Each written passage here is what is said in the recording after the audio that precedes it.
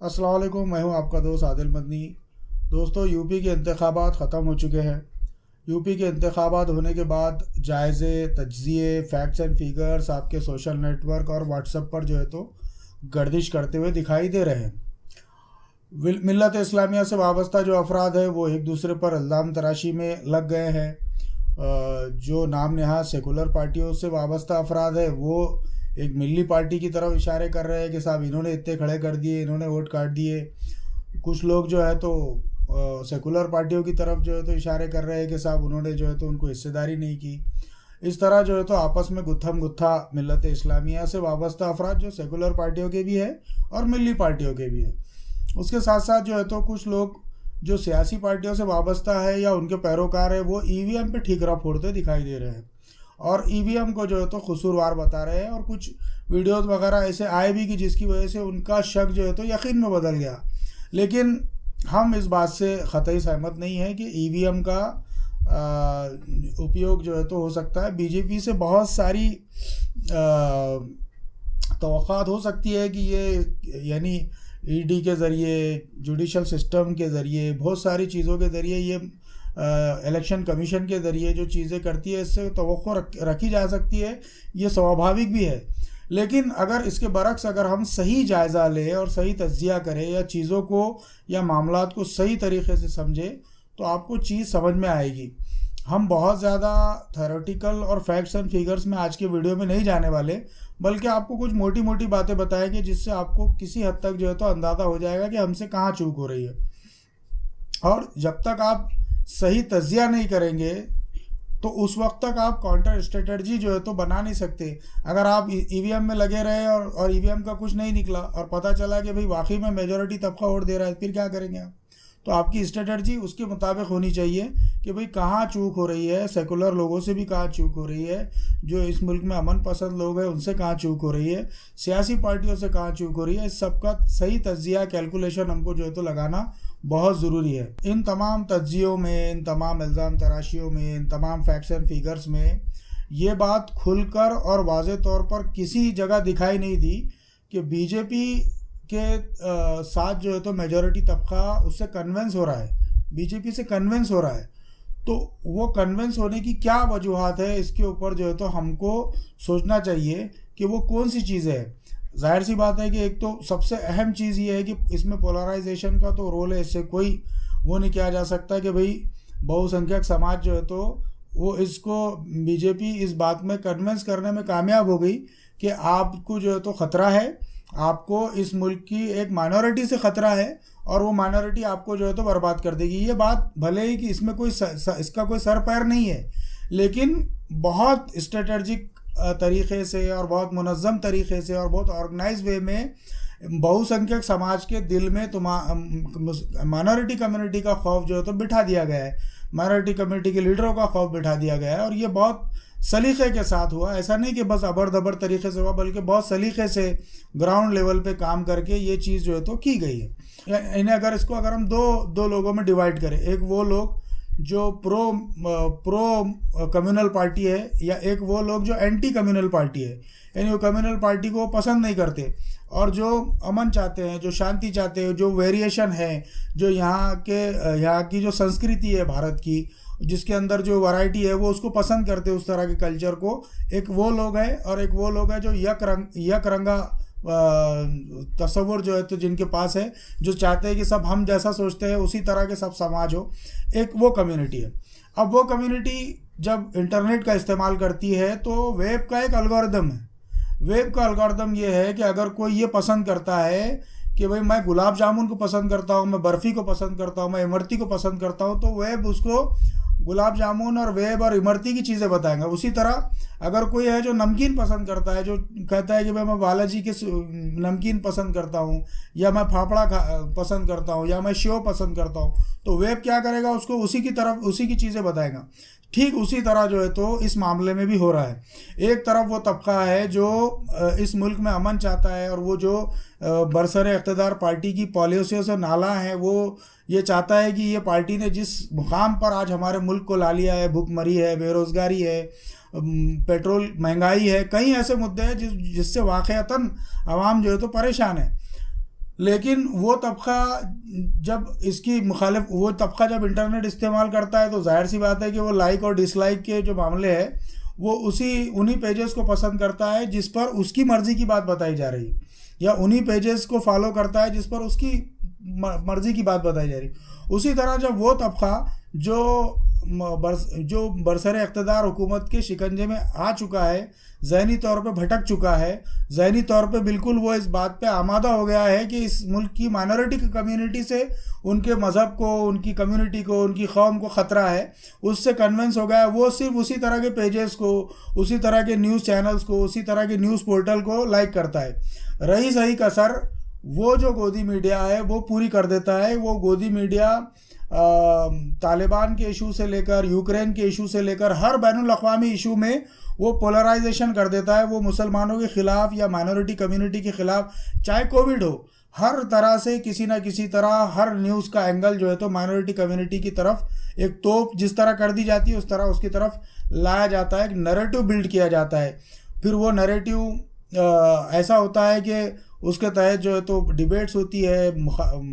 और कमज़ोर लोगों को डिबेट में बिठा के ख़ास तौर पे लाया जाता है। और बहुत सारे लोग हिमाकत में डिबेट्स में जाते हैं, डिबेट्स में जाना भी नहीं चाहिए, लेकिन वो जाते हैं और वहाँ पे उस तरह डिबेट के अंदर, क्योंकि वो तो उनकी टीआरपी बढ़ाने का ज़रिया है, आपको जाकर कोई फ़ायदा नहीं होने वाला। ऐसा कोई मैं नहीं समझता कि जो फॉर्मेट उस डिबेट का होता है ऐसा कोई बंदा हो नहीं सकता कि जो उस फॉर्मेट के अंदर, एंकर तो पूरी तरह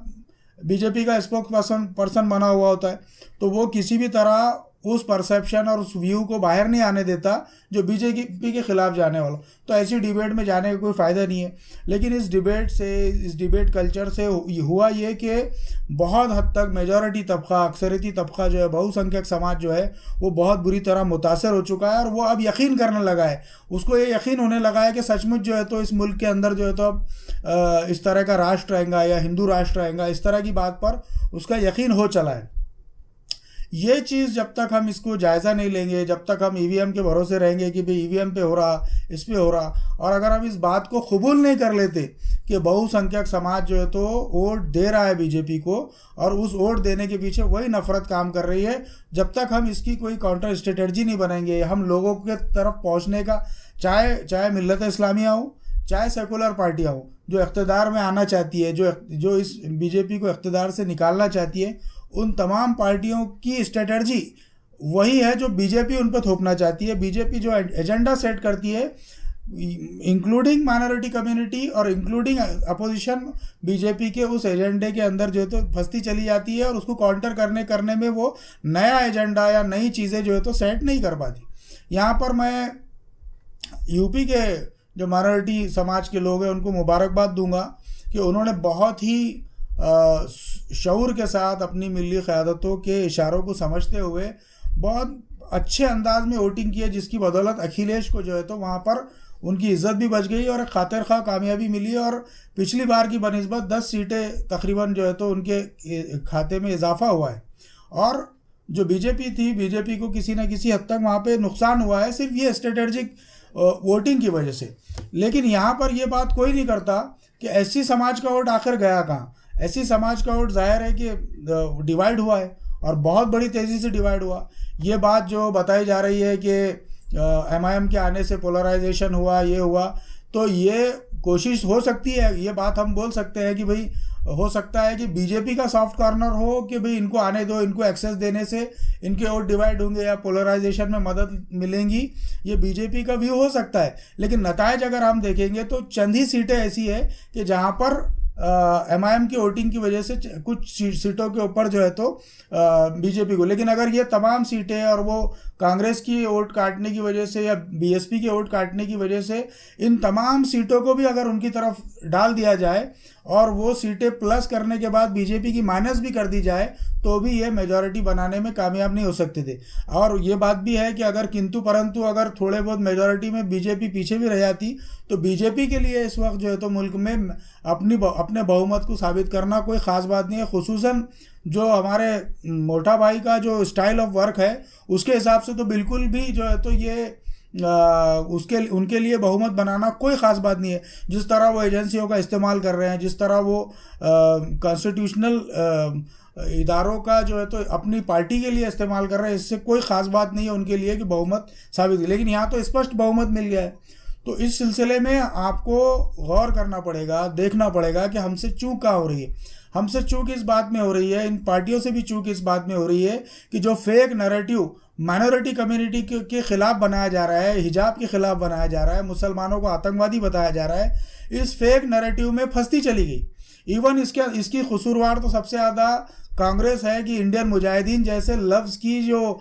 शुरुआत हुई, ये शुरुआत कांग्रेस के दौर में हुई। ये इंडियन मुजाहिदीन नाम की कोई तंजीम है या नहीं है, आज तक इसका कोई अता पता ठिकाना नहीं है, लेकिन उसके नाम पे हज़ारों नौजवान जो है तो आज जेलों में बंद है। तो ये सब चीज़ें जो है तो पिछली हुकूमत के यानी पिछली हुकूमत के तुर्रा जो था, जिस तरह हम देखते हैं कि अभिषेक मनु सिंघवी जिस तरह जब इख्तदार में थे, जिस अंदाज में वो प्रेस कॉन्फ्रेंस को डील करते थे, जिस तरह का किब्र तकब्बुर जो उनकी गुफ्तगू में आता था, या कांग्रेस पार्टी से वाबस्ता यूपीए के दौर इख्तदार में जिस एटीट्यूड के साथ वो बैठते थे, तो उसके अंदर जो है तो समझ में आता था कि वो किस अंदाज में लो चीज़ों को देखते हैं या डील करते हैं। और ख़ुद कांग्रेस में कितने उस तंजीम के लोग होंगे जो बीजेपी को यहाँ तक लाने वाली तंजीम है, वो कांग्रेस ने उसका कभी जायज़ा नहीं लिया। कांग्रेस ने उसका कभी भी जायज़ा नहीं लिया और इस बात को तस्लीम नहीं किया। उसकी सुप्रीम बॉडी में तक अगर वो लोग चले जाए जो एक ख़ास आइडियोलॉजी के है, तो फिर कांग्रेस का तो मुल्क से नामो निशान मिटना ही था। और उन्होंने टारगेट भी किया कि भाई नेशनल पार्टी को ख़त्म करो, उसके बाद रीजनल पार्टियों को देखते रहते। ये चीज़ें जो है तो ये बहुत घातक साबित हो रही है। आप जितनी भी सियासी पार्टियां हैं, चाहे वो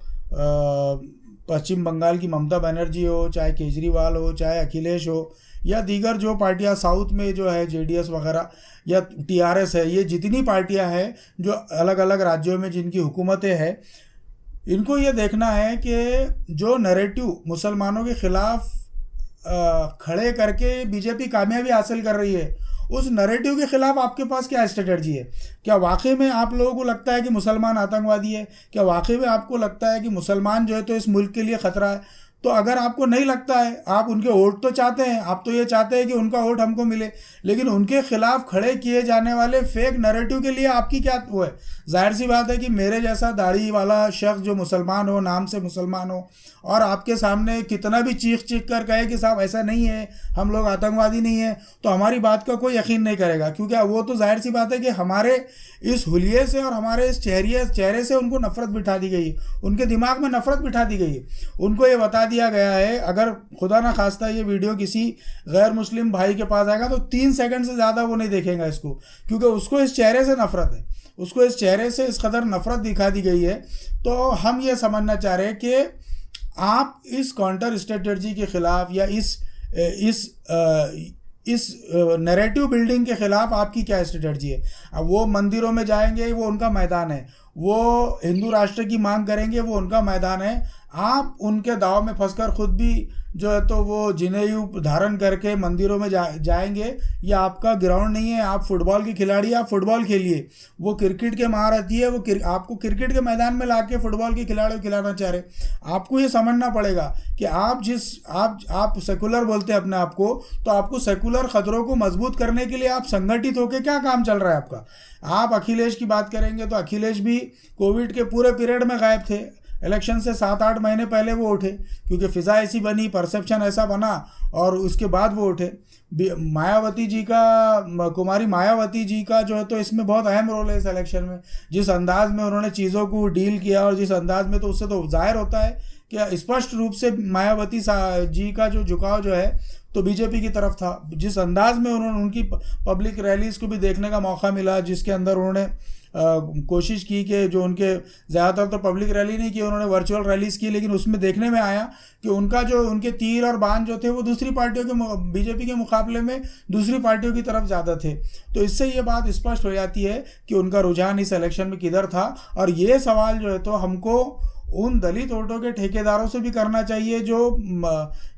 दलितों के मसीहा होने का दावा करते हैं, या ये दावा करते हैं कि ये जो है तो हमारे पीछे है। ऐसा नहीं है। दलित पढ़ा लिखा है, समझदार है, उसको भी समझ में आता है, और उसके पास भी वही चैनल जा रहे हैं, उसके घर पर भी वही जहर भरे चैनल जा रहे हैं, जिससे उसके बच्चे, उसके बीवी, उसके घर के लोग जो है तो देखते हैं, सुनते हैं, समझते हैं। और इसमें आखिर में एक छोटी सी बात कि ख़ुद मुस्लिम कम्युनिटी के ताल्लुक़ से भी हमको ये देखना चाहिए कि मुस्लिम कम्युनिटी बहैसियत मुसलमान तो यहाँ काम कर रही है, लेकिन बहैसियत उम्मत मुस्लिमा, इंसानों की खैर खाई वाले काम, ज़ाहिर है कि ऐसा नहीं कि भाई पूरी कम्युनिटी को हम जो है तो इस वीडियो के ज़रिए बोलेंगे, बल्कि बहैसियत उम्मत जो इंडिविजुअल तो बहुत सारे हैं, बहुत सारे इंडिविजुअल्स ने जो है तो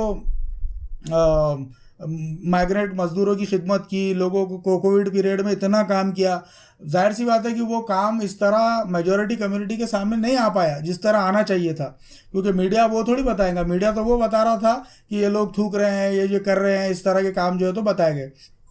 तो बहैसियत उम्मत इंडिविजुअल लेवल में अलग अलग तंजीमों के लेवल पे कर रहे हैं। बहैसियत उम्मत अगर हम ये मैसेज देने में कामयाब होते हैं कि इस मुल्क में अमन लाने वाले, इस मुल्क को अमन और शांति का गहवारा बनाने में हमारा बहैसियत मिल्लत एक बहुत अहम रोल है, अगर हम ये बात कन्विंस करने में कामयाब होते हैं तो इंशाल्लाह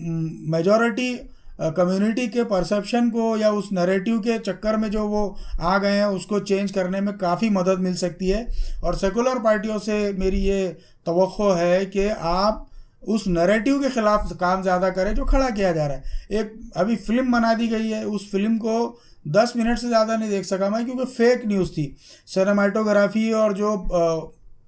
आप जो कहेंगे कि इसके एतबार से जो चीज़ें हैं फ़िल्म मेकिंग के एतबार से, तो वो बिल्कुल एवरेज चीज़ें हैं। उसके अंदर फ़िल्म मेकिंग में ऐसा कोई कमाल नहीं है कि बहुत अच्छा स्क्रीन प्ले है, कुछ है, वो नॉर्मल स्क्रीन प्ले है। और स्टोरी बिल्कुल एक ऐसी बनाई गई है कि एक कम्युनिटी के ख़िलाफ़ किसी ना किसी तरह जो है तो नफ़रत जो है तो भर दी जाए। तो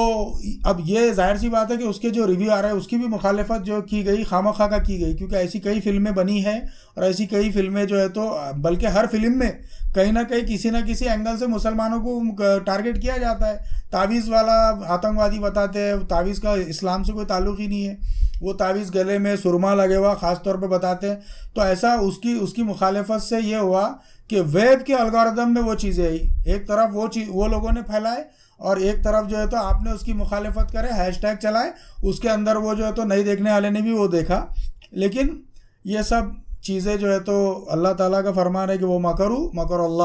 अल्लाह खैरुल माकिरीन, कि अल्लाह इनकी सब मकर और फ़रेब से जो है तो वाकिफ़ है, और सबसे अच्छी और उम्दा चाल तो अल्लाह की होती है। तो इससे किसी किस्म के मायूस होने की ज़रूरत नहीं है, सिर्फ जायज़ा और तज्ज़िया जो है तो सही होना। हम कपड़े फाड़ेंगे, हम ईवीएम पे ठीकरा फोड़ेंगे, हम जो है तो किसी मिल्ली पार्टी को टारगेट बनाकर समझेंगे कि हो गया काम, तो ये नहीं होने वाला है। आपको देखना पड़ेगा, आपको बहैसियत उम्मत, आप बाकी के 5 साल क्या करते हैं, आप 2024 की आपके पास क्या तैयारी है, उन सेकुलर पार्टियों के पास क्या तैयारी है, सिर्फ इलेक्शन में उठ के खड़े हो जाएंगे और बोलेंगे कि भाई मियाँ भाई हमारे को वोट दे दो। ये ख़तई जो है तो अपने आप को ख्वाब खरगोश में रखने वाली बात है। आपको उस नैरेटिव को, जिस नैरेटिव की बुनियाद पर बीजेपी मेजॉरिटी तबके का वोट, कोई विकास की बात नहीं है, कोई विकास से कोई चीज़ नहीं हो रही यहाँ पर, सिर्फ वोट जो लिया जा रहा है वो मुस्लिम दुश्मनी की बुनियाद पे लिया जा रहा है। और बहुसंख्यक समाज जो है तो बहुत बुरी तरह जो है तो उस भंवर में, उस जाल में फंस चुका है। और अगर ये चीज़ें नहीं हुई तो जाहिर सी बात है कि आखिर में तो ये होगा कि भाई चलो, अगर बहुत हम कोई ऐसी बात तो नहीं करेंगे वीडियो में कि भाई जो जिससे ऐसा लगे कि कोई थ्रेटनिंग हो। अगर हम ये कहेंगे कि साहब फिर ये मुल्क जो है तो बर्बाद हो जाएगा, तो बोलेंगे कि साहब आप जो है तो इसमें धमकी दे रहे। हम ये बोल रहे हैं कि आप हटा दो, मुसलमानों को सीन से हटा दो, उसके बाद जो है तो ये चीज़ें फिर दूसरी कम्युनिटी पे भी जाने वाली है, क्योंकि वो जिस आइडियोलॉजी के साथ आ रहे हैं वो आइडियोलॉजी बहुत घातक है। वो एक रुखी, यानी वो जो वैरायटी है हमारा जो कल्चर है भारत का, उस कल्चर के बिल्कुल विपरीत आइडियोलॉजी है, और वो भारतीय संस्कृति बोल के उसको चला रहे। भारत की वो संस्कृति है ही नहीं। तो वो उसको जिस तरह उन्होंने कैश किया और उसको इनकैश करके जिस तरह इक़्तिदार में बरकरार है और जिस तरह रहे हैं, ये चीज़ को समझना पड़ेगा और ये बात को कबूल करना पड़ेगा कि बीजेपी ईवीएम हैक नहीं कर रही है, बल्कि वो बहुसंख्यक समाज के माइंड को हैक कर रही है। ये बात मेरे से पहले भी कुछ लोगों ने कही है, लेकिन इसको समझना पड़ेगा। ये समझने के लिए आपको उन पेजेस पे जाना पड़ेगा जो आपके वेब एल्गोरिदम की वजह से आपको नहीं दिखाई देते। आपको जो है तो आप एक मर्तबा जो है आपका ईमेल आईडी से साइन इन किए बगैर आप जो है तो ऐसे पेजेस को तलाश कीजिए और उन पेजेस पे जाकर आप देखिए कि उन पेजेस पे जो नरेटिव बिल्डअप हो रहा है। आप जब आपके ईमेल आईडी से साइन इन करते हैं तो आपके ईमेल आईडी में आपका जो गूगल है, जो गूगल आईडी है आपकी, वो गूगल आईडी ने जो जो चीज़ें करी आपको वही दिखता। तो आपकी ज़रूरत इस बात की है कि आप उसको जो है तो बगैर ईमेल आईडी के साइन इन करें। आप गूगल पे जाकर देखिए कि क्या चीज़ें हो रही है, क्या चीज़ें लोगों को इस बात की तरफ राग़िब कर रही है। ये बात आपको तमाम पार्टियों को कबूल करनी चाहिए कि बहुसंख्यक समाज यूपी में भी इनके साथ गया है। पंजाब में सिर्फ इसलिए सूरत हाल तब्दील हुई क्योंकि वहाँ सिख बिरादरी थी जो इनके जाल में नहीं आई, और कांग्रेस की एंटी इनकम्बेंसी और आपसी झगड़े वगड़ों की वजह से जो मजबूत पार्टी वहाँ कांग्रेस थी तो उसको हटा के बस आप आई है। बाकी अगर वहाँ पे बीजेपी तो जो बात कह रही है कि भाई हमारा तो कुछ था ही नहीं वहाँ, तो वो जाहिर सी बात है कि वहाँ नहीं था तो सही बोल रहे वो कुछ बातों पे तो यकीन करना पड़ेगा उनकी। वो अकाली दल के सहारे वहाँ पे आए थे और अकाली दल इसी तरह महाराष्ट्र में शिवसेना के जरिए आए थे। वो रीजनल पार्टियों के सहारे से वो यहाँ तक पहुँचे और बाद में रीजनल पार्टियों को उन्होंने जो है तो बाहर का रास्ता दिखा दिया, उनको उनकी औकात दिखा दी। तो ये चीज़ें आपको समझनी है, इन चीज़ों को समझ के इस पर काम करना है। हम अल्लाह से, अपने मालिक से दुआ करते हैं कि हमें हमारे इस मुल्क को जो है तो इसके अंदर से बेरोज़गारी ख़त्म हो, महंगाई ख़त्म हो, जालिम हुक्मरानी ख़त्म हो और हमारे मुल्क के लोग, तमाम मज़ाहिब के लोग आपस में जो है तो मिलजुल कर रहे और बहुसंख्यक समाज को अक्ल सलीम दे। अल्लाह ताला बहुसंख्यक समाज को अल्लाह ताला अक्ल सलीम से नवाजे और अल्लाह ताला उसको चीज़ों को सही समझने की तौफीक अता फ़रमाए। आमीन व आखिर दावाना अनिल हम्दुलिल्लाहि रब्बिल आलमीन।